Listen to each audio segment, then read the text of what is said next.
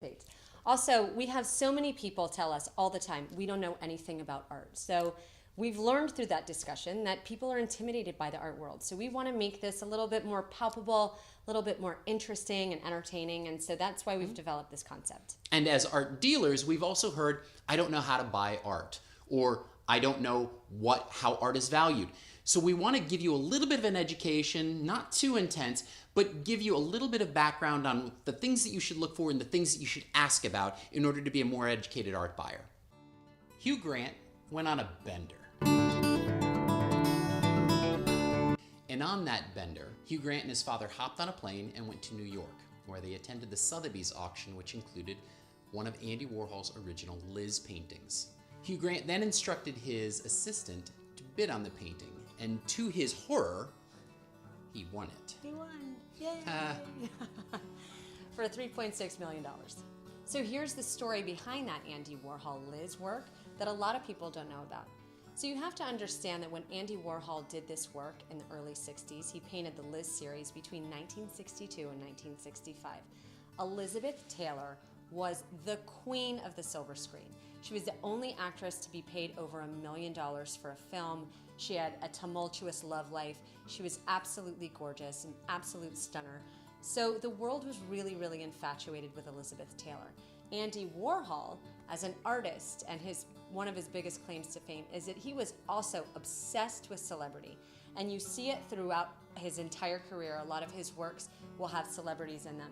Elvis Presley, Elizabeth Taylor, Marilyn Monroe, Arnold Schwarzenegger, Dolly Parton, you name it. He just loved to be around fame. So it made perfect sense that Andy Warhol would use Elizabeth Taylor as a muse for this. Hi, I'm Reed Horth, and this is Dali Miami. We've actually been able to assemble a huge collection of work from Salvador Dali from all over the world. About 10 different collections, almost $6 million worth of art. Paintings, drawings, graphics, glasswork, including a heavy emphasis on his sculpture. The sculpture is something which is misunderstood from Salvador Dali. A lot of the works that you see, like here, the Don Quixote seated, actually you will see a lot of the different aspects of the pushing and pulling of clay. These works, he would sit by the pool, have a little bit of modeling wax, and then he would be able to put them together and give them to his good friend Robert Descharnes, who would then pass them along to his publisher, Isidro Claude, thus becoming the Claude collection as you see it now. Venus de Milo with Drawers was actually done in 1936 by Salvador Dali and his good friend Marcel Duchamp. The mock-up was actually done on a photograph that Salvador Dali had in front of him while he was talking with his friend. Dali started sketching drawers on it, and in 1964 built the model for the model that you see here, 114 centimeters.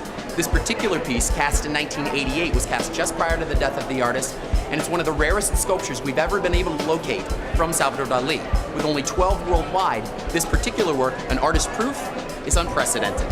The photos that you see here are the Philippe Halsman photos. The Philippe Halsman photos were actually done with Salvador Dali and Philippe Halsman in the mid-1950s. The most important piece in the entire collection is a photograph that took 31 different takes because Dali had to jump simultaneously, throw a bucket of water simultaneously, and then throw a couple of cats, all while everything is suspended in the air. You actually will generally see one, you'll see another, but you'd never see them all together.